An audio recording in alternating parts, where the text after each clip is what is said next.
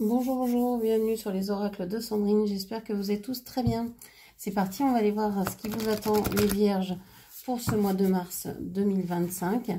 Quels sont les messages pour vous? Et on va commencer tout de suite par aller voir d'où vous venez. C'est-à-dire, qu'est-ce qui vous colle encore au basque? Qu'est-ce qui peut vous travailler? Qu'est-ce que vous avez à lâcher? Qu'est-ce que vous avez peut-être aussi à accueillir? On va aller voir tout ça. En tout cas, ce qui teinte votre vie là, ce mois de mars. Allez, c'est parti. Hop là. Alors, j'ai beaucoup trop de cartes, comme vous vous en doutez. Je ne vais pas prendre tout ça. Allez, s'il vous plaît. Allez, pour les vierges, s'il vous plaît. Il me faut une carte, s'il vous plaît. La voici. La souffrance physique. Alors, on a ici souffrance physique avec ce cœur transpercé d'une épée entourée d'épines. On a cette sensation que vous êtes dans une souffrance liée à quelque chose d'émotionnel, de sentimental. Peut-être une épreuve, une séparation, une épreuve comme ça à ce niveau-là. Qui a été très dure, qui a été très difficile à gérer, qui n'est peut-être pas encore totalement acceptée, puisqu'elle est encore ici, encore présente. On voit que ça dure depuis un petit moment déjà. Alors ça peut être aussi une souffrance physique, vous avez mal dans votre corps, vous n'êtes pas bien dans cette temporalité-là, dans ce corps-là. Mais j'ai l'impression quand même qu'il y a beaucoup d'émotionnel lié à tout ça. Ok, alors, qu'est-ce que l'on vous dit encore?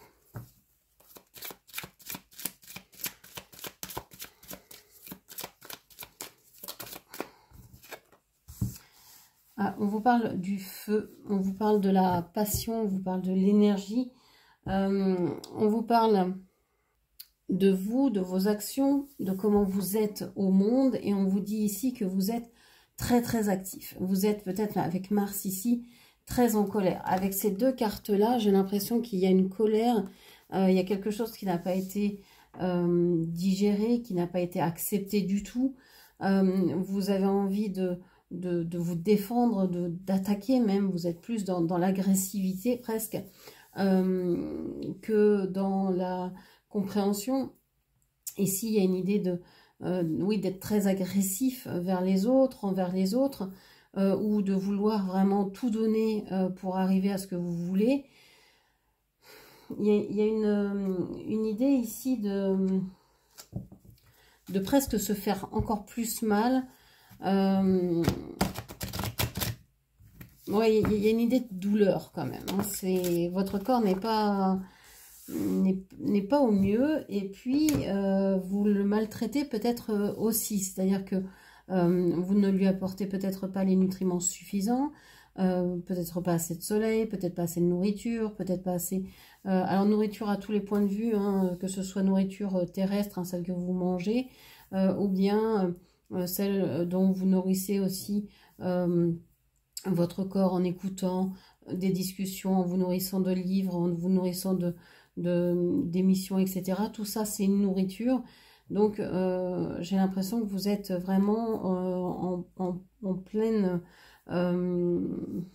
colère par rapport à tout ce qui se passe autour de vous. Bon, comment vous ressentez là-dedans? C'est comme si vous ressentiez que vous étiez la créatrice ou le créateur de tout ça. C'est comme s'il y avait une idée de surpuissance, de toute puissance par rapport à ce qui vous arrive. Vous avez envie de reprendre votre pouvoir et en même temps vous n'y arrivez pas, ou avec difficulté, et ça vous perturbe grandement. On a ici l'envie d'aller, de ressentir peut-être les choses à un autre niveau, l'envie de dépasser ce stade qui pourrait être compris comme un stade assez animal, dans le sens où là, vous êtes dans l'instinct, dans la réponse tout de suite, il n'y a pas de réflexion, c'est tout de suite comme ça vient.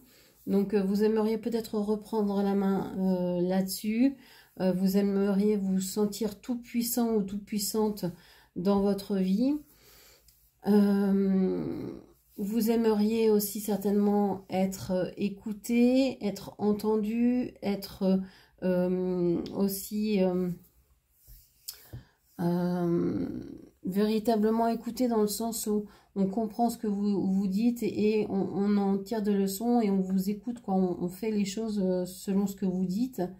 Envie d'être cru, d'être reconnu. Il y a peut-être aussi ici quelque chose à voir avec le père ou la paternité, alors que peut-être un lien avec votre père à vous ou avec des représentants masculins dans votre vie, par exemple. Ok, qu'est-ce qu'on vous dit d'autre?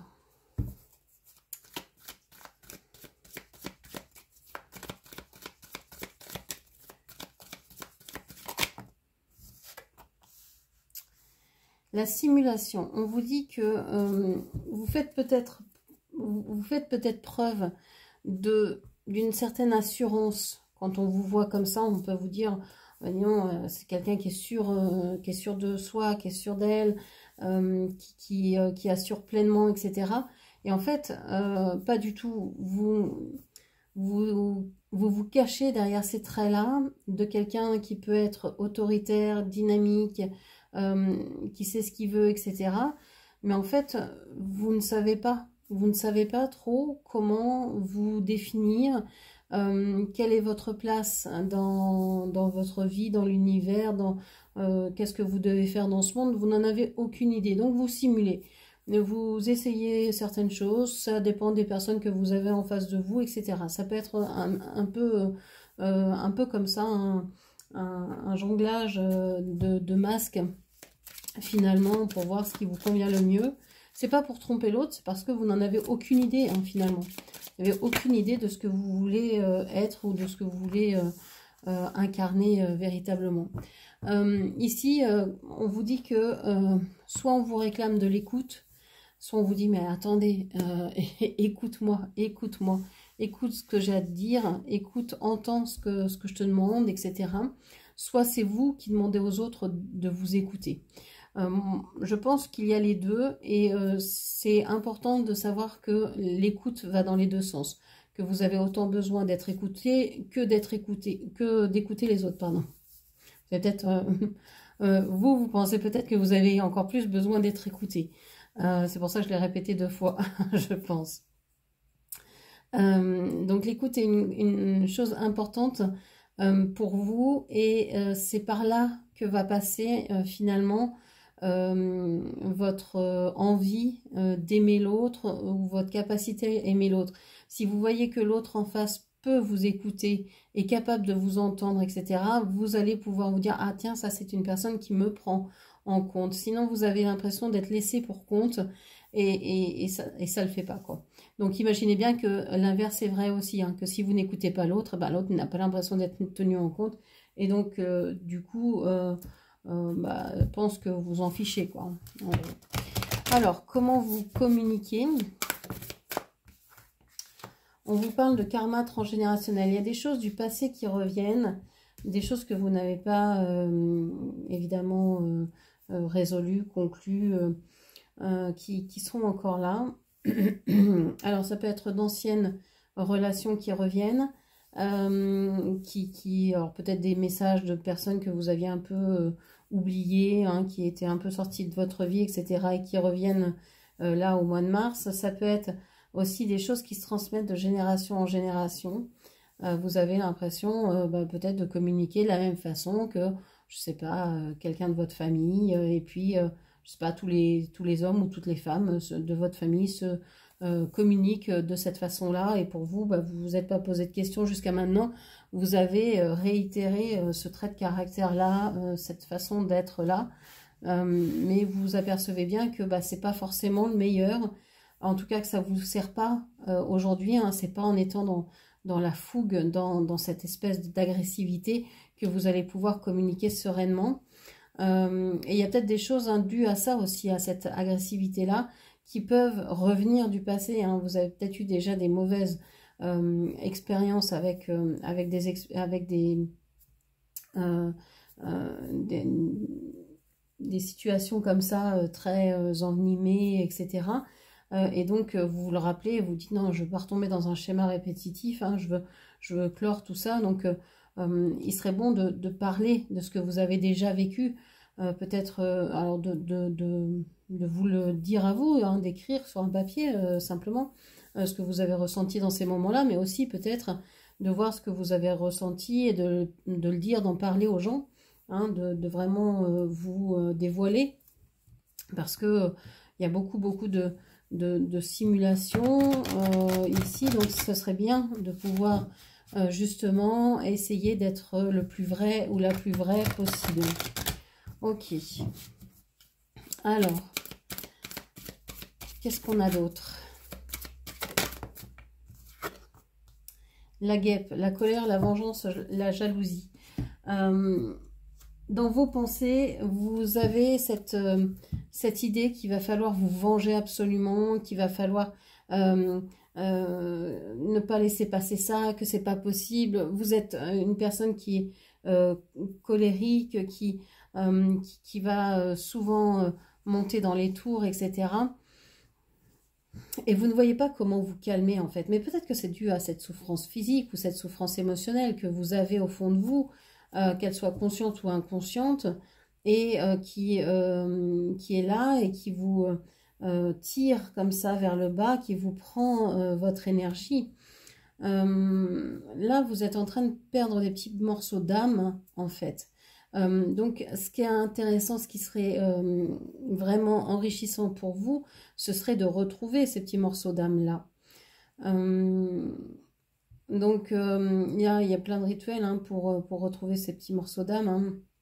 C'est des techniques, évidemment, chamaniques, de demande de récupération d'âme, de petits morceaux d'âme, etc., pour pouvoir hein, retrouver son énergie, l'énergie qu'on a laissée dans tel conflit, dans tel trauma, vers telle personne, etc.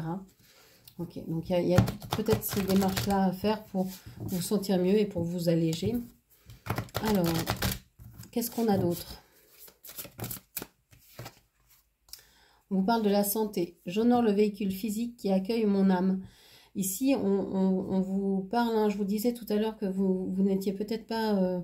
votre corps n'était peut-être pas dans les premières de vos préoccupations. On vous en remet une couche ici en vous disant, ben voilà, peut-être qu'il faudrait prendre conscience que votre corps, c'est votre véhicule terrestre et qu'il a besoin aussi d'attention, comme, je sais pas, comme tout véhicule, comme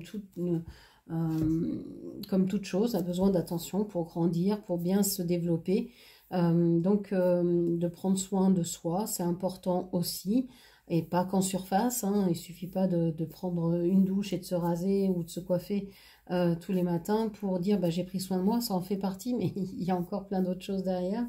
Hein, on peut aller marcher, on peut aller méditer, ou on peut s'automasser ou se faire masser par quelqu'un, on peut randonner, on peut aller courir, on peut aller nager, on peut entretenir son corps avec...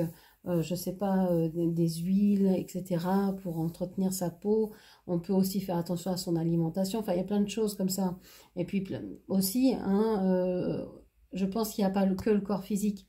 Le corps physique, parce que là, il est mis à mal, parce que vous êtes en train de surréagir aux choses et parce que ce corps vous fait souffrir. Mais il y a aussi tous les autres corps, les corps énergétiques, et qui serait bon de prendre en considération aussi.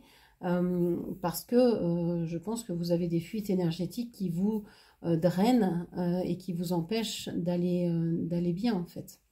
Donc voilà ce que je pouvais vous dire. J'espère que cette lecture vous aura parlé, guidé. N'hésitez pas à la commenter, partager, liker, de me suivre aussi. Vous pouvez me suivre aussi sur Facebook.